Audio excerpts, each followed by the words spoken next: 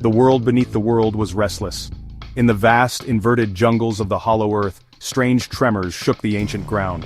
These were not the familiar quakes of a shifting tectonic plate, or the heavy footfalls of a wandering titan. This was something different, something alien. The very air, usually thick with the scent of primeval life and raw energy, grew thin and cold. Kong, the undisputed king of this subterranean realm, felt it in his bones. He stood atop the highest peak of his ancestral mountain home, his gaze sweeping across the glowing canopy below. The subtle wrongness of it all put him on edge, a low growl rumbling deep within his chest as he watched the vibrant flora seem to dim, its inner light fading like a dying ember. Dr. Eileen Andrews and her team at the Monarch Outpost felt it too. Seismographs that had been designed to track Titan movement went wild, their needles scratching out chaotic, meaningless patterns. It was a vibration without a source, a hum that resonated at a frequency that defied all known physics. Gia, the young Iwi girl who shared a unique bond with Kong, felt the disturbance not through instruments but through her soul. She drew frantic pictures in her notebook, not of mountains or beasts, but of a spiraling, empty blackness, a gaping maw in the fabric of existence. She tried to explain the feeling to Eileen, her hands signing of a great silence, a hunger that did not want to eat but to erase. It was a cold that crept into your heart and promised nothingness. Far across the Pacific, on the secluded infant island, the last of Mothra's priestesses felt the same chilling premonition. The High Priestess, an old woman with eyes that held the wisdom of generations, knelt before the dormant, pulsating egg of her goddess. She chanted ancient prayers, her voice a fragile anchor against a tide of cosmic dread. The visions came to her not as clear images, but as feelings of profound loss and encroaching emptiness. She saw stars being extinguished not in fiery explosions, but as if they were simply being wiped from the sky. She felt the life force of the planet itself recoil in terror, a planetary immune system reacting to an unimaginable pathogen. The world was sick, and a fever was coming. The priestess sent out a desperate psychic call, a warning that rippled across the globe on unseen currents. It was a message meant for the planet's protectors, the ancient alphas who maintained the balance. The message was simple and terrifying. A shadow has fallen from a place where light cannot exist. It does not seek to conquer or rule, it seeks only to unmake. The great silence is coming. The Void King awakens. This warning reached the deepest parts of the ocean, where another king slumbered, his fins stirring the abyssal silt. And it reached the heart of the hollow earth, where Kong roared into the dimming sky, accepting a challenge he did not yet understand. The tremors were not just a geological event, they were the first whispers of annihilation. His name was a curse whispered in the dead languages of forgotten galaxies, Vanthar. He was not a creature of flesh and blood, nor was he born of any world known to man or Titan. Vanthar was an anomaly, a being spawned from the impossible physics of a singularity, a living black hole given monstrous form and malevolent consciousness. His origin was the ultimate end, the place where time and space collapse into an infinitely dense point of non-existence. He was the universe's own antibody, a force of pure entropy that viewed life itself as a chaotic, messy stain upon the perfect silent equilibrium of the void. His purpose was not conquest, but correction. He was here to erase the flawed equation of existence. Vanthar's appearance defied easy description, for his form was a constant, shimmering distortion of reality. He stood taller than any known Titan, a bipedal silhouette of absolute blackness that seemed to absorb all light around it. His body was not solid but composed of a swirling nebula of antimatter and captured starlight, with voids in his form that offered terrifying glimpses into other dead realities. Two immense curved horns grew from his head, looking like fractured pieces of obsidian that bent space around them. His face was a featureless mask of darkness, save for a single cyclopean eye that burned with the cold purple light of a dying quasar. Where he walked, the very ground seemed to decay, turning to gray, lifeless dust. The powers of the Void King were as absolute as his origin. He did not merely command energy, he commanded its absence. With a gesture he could create localized fields of nothingness, spheres of perfect vacuum that would instantly obliterate anything they touched, from a skyscraper to a living creature. He could fire beams of anti-energy from his hands and eye, projectiles that didn't burn or explode, but disintegrated matter at a subatomic level, unmaking it from reality. His most terrifying ability was his control over gravity itself. He could increase it to crush opponents under their own weight, or reverse it to tear landscapes apart, sending chunks of the earth hurtling into the sky. His very presence was a weapon. The aura of absolute zero that surrounded him drained the life force from his surroundings, causing plants to wither and animals to drop dead in his wake.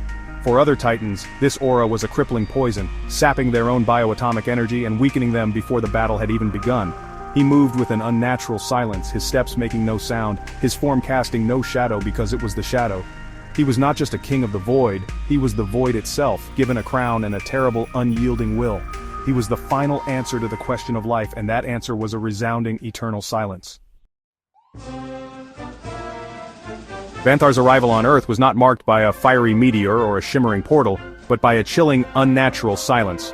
Over the bustling metropolis of Hong Kong, the sky began to warp. The stars vanished. A perfect circle of blackness appeared, expanding like a drop of ink in water. There was no thunder, no sonic boom, only the cessation of all sound as a figure of pure shadow descended from the void. Vanthar had arrived.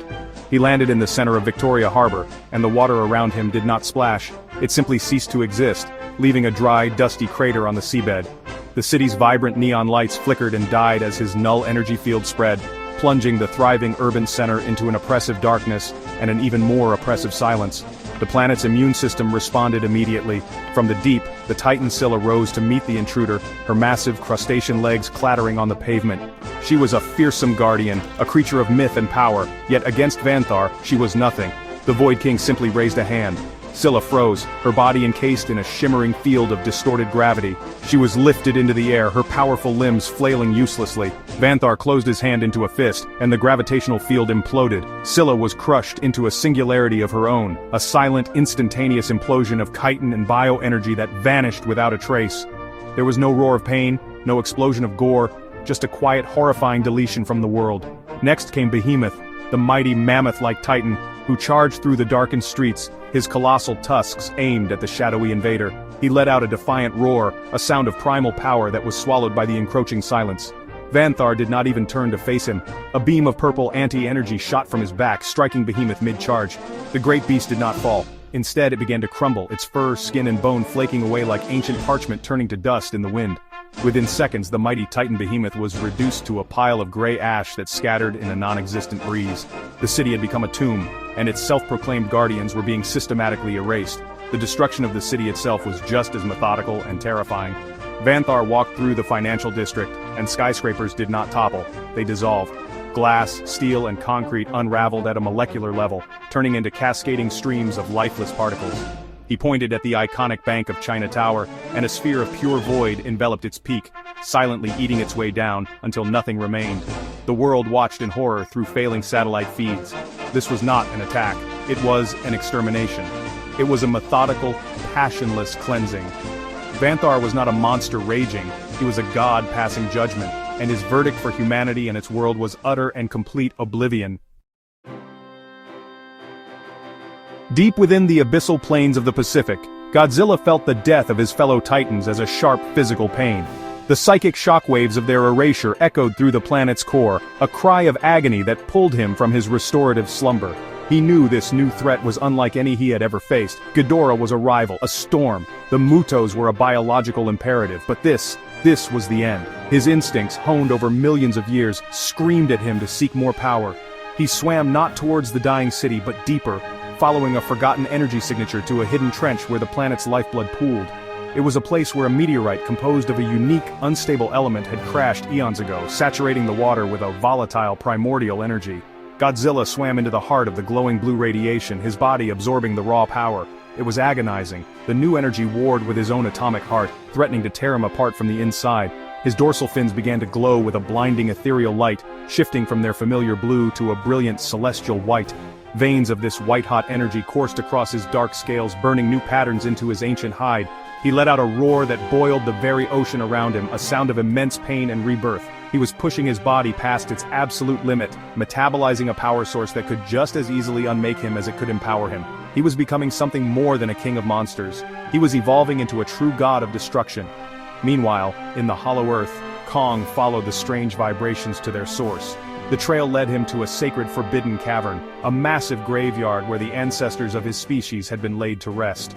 In the center of the cavern lay the skeleton of a Kong so immense it dwarfed any that had come before, a true primordial ancestor. Clutched in its fossilized hand was an axe, but not the one he had wielded before. This weapon was forged from the dorsal fin of a different unknown Godzilla ancestor, and embedded within the blade was a pulsating crystalline heart. As Kong approached, the crystal flared to life, humming with the same energy that was causing the tremors. It was a focusing crystal, designed to absorb and channel the raw power of the hollow earth. With a grunt of immense effort, Kong wrenched the axe from the skeleton's grip. As his hands closed around the handle, a torrent of energy surged into him. His fur crackled with blue lightning, and his eyes, once a warm brown, now glowed with the same intense blue as the crystal in the axe. He felt the history of his ancestors, their battles, their defeats, and their unyielding will to survive, flood his mind. The axe was more than a weapon, it was a key. It allowed him to tap directly into the planet's core, to wield the very energy that gave the hollow earth its life. Lifting the axe high, he slammed it into the ground, and a wave of pure energy erupted outwards, revitalizing the dimming flora around him. He now held the power to defend his home, a king armed with the soul of his world. Vanthar stood amidst the silent ruins of Hong Kong, his singular eye gazing not at the destruction, but at the sky above. His initial assault was merely a prelude, a way to announce his presence and, well, test the planet's defenses. But his true plan was far more insidious. He aimed to turn the universe's own structure against his enemies. Raising his hands, he focused his immense gravitational power, not on the Earth, but on the fabric of space-time itself. He began to pull and tear at the veil between realities, creating fractures in the cosmos. The sky above the ruined city shrieked as it was ripped open, revealing not stars but swirling vortexes of chaotic color and screaming darkness. Vanthar was opening doorways to other, less fortunate universes, and from these newly opened rifts, horrors began to emerge. These were not the titans of this earth, but their corrupted, twisted counterparts from realities where Vanthar had already won. A monstrous skeletal Godzilla, its bones charred black and its empty eye sockets burning with purple void energy, crawled from one portal. From another came a multi-limbed insectoid Kong, its mind enslaved and its body warped into a nightmarish parody of the noble king. A Ghidorah with wings made of shadow and heads that breathed streams of antimatter followed, its cackling cry echoing with the madness of a dead dimension. Vanthar was not just an invader, he was a recruiter, building an army of fallen champions, each a testament to his ultimate victory across the multiverse. This Legion of the Fallen descended upon the Earth not with the territorial instincts of Titans, but with the single-minded purpose of their master to erase all life. They were extensions of Vanthar's will, puppets of the void. The skeletal Godzilla marched into the ocean, its mere presence poisoning the water and killing marine life for miles in every direction. The twisted Kong burrowed into the ground, its spidery limbs destabilizing continents and triggering catastrophic earthquakes across the globe. The Shadow Ghidorah flew into the atmosphere, its wings blotting out the sun and spreading a creeping cold that flash froze everything beneath its path. They were a plague, spreading Vanthar's nihilistic creed across the planet. Monarch's forces were helpless. Their weapons were useless against these spectral monstrosities that seemed to phase in and out of reality. The remaining Titans of Earth rose to defend their territories but were quickly overwhelmed. Rodan was swatted from the sky by the Shadow Ghidorah, his volcanic fire extinguished by its void breath. Methuselah, the ancient mountain titan, was shattered by the skeletal Godzilla's amplified atomic pulse. Vanthar's strategy was brutally effective. He was not just fighting a war on one front, he was launching a multiversal invasion, using the ghosts of conquered worlds to break the spirit of the current one. The planet was screaming, and its mightiest defenders were falling one by one. The battle began in earnest when the two true kings arrived. Godzilla, now glowing with celestial white energy, rose from the ocean depths, his roar a challenge to the heavens. From a newly formed hollow earth tunnel, Kong emerged, his new axe pulsing with the raw, blue power of the planet's core. They saw the legion of corrupted titans, and did not hesitate. Godzilla unleashed his new, white-hot atomic breath, a beam of pure energy that vaporized several smaller void creatures and seared the flesh of the skeletal Godzilla. Kong, moving with newfound speed, leaped into the fray, his axe cleaving through the shadowy forms of his twisted doppelgangers, each strike releasing a shockwave of terrestrial power. For a moment it seemed they could turn the tide, but Vanthar had not yet joined the fight. He watched from the center of the storm, a calm, silent observer. He allowed his puppets to test the new power of Earth's champions. The corrupted Godzilla and the warped Kong double-teamed their counterparts. The skeletal Godzilla grappled with the true Godzilla, its void energy claws draining his newly acquired power, the white light of his body dimming with every blow. The spider-like Kong was a whirlwind of motion, its multiple limbs striking at the true Kong from all angles, forcing him onto the defensive. The sheer numbers and unnatural resilience of the fallen legion began to wear down the two heroes. For every fallen creature they destroyed, two more seemed to crawl from the screaming rifts in the sky. The turning point came when Vanthar himself decided to act. With a flick of his wrist, he amplified the gravity around Godzilla, pinning the mighty titan to the ground, his white energy sputtering violently. At the same time, he fired a beam of anti-energy at Kong's axe. The resulting explosion sent Kong flying backwards, his powerful grip broken and the axe skittering across the ravaged earth, its blue light fading. The two kings were separated, weakened, and surrounded. The skeletal Godzilla loomed over the pinned Godzilla, preparing a final, draining attack. The Spider Kong and the Shadow Ghidorah closed in on the disarmed Kong, ready to tear him limb from limb. The world held its breath. Hope was not just fading, it was being actively, cruelly extinguished. On the bridge of the Monarch command ship, Dr. Andrews watched the monitors in despair. The energy readings for both Godzilla and Kong were plummeting. They were losing. The psychic warning from the priestess echoed in her mind. The great silence is coming. This was it. The end of the age of monsters, and the end of humanity along with it. Gia stood beside her, tears streaming down her face as she felt Kong's pain and fear. It was a moment of absolute defeat. The silence of the void poised to finally descend and claim the world. All resistance had failed. The planet's greatest guardians had been brought to their knees, and their enemy, a being of pure nothingness, had not even begun to show the true extent of his power. Just as the skeletal Godzilla prepared to deliver the final blow, a new light pierced the unnatural darkness. It was not the blue of the hollow earth or the white of Godzilla's fury, but a warm, golden radiance that shone with the promise of life itself. From the clouds descended a creature of breathtaking beauty and immense power, Mothra. Reborn from her egg on Infant Island, she was larger and more brilliant than ever before. Her wings, now vast and intricate, shimmered with a golden, bioluminescent energy that actively pushed back against Vanthar's oppressive aura of silence and decay. She let out a melodic cry, a sound that was not a challenge but a reassurance, a song of life in the face of oblivion. Mothra did not attack. Her purpose was not to fight but to heal. She flew over the pinned form of Godzilla, shedding a cascade of golden scales. This God Ray energy was the antithesis of Vanthar's void power. As the scales settled on Godzilla, they did not just heal his wounds, they supercharged his energy, stabilizing the volatile power within him. His white glow returned, brighter and more intense than before, burning away the gravitational field that held him down. He rose to his feet with a thunderous roar, not of pain, but of gratitude and renewed rage. Mothra then swooped towards Kong, her light guiding him to his discarded axe and reigniting its fading blue crystal with her golden energy. With their champions restored and empowered, the tide of the battle shifted dramatically.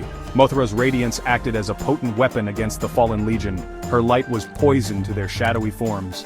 As she flew through the battlefield, her mere presence caused the corrupted titans to recoil and disintegrate, their void forms unable to exist in the face of such concentrated life energy.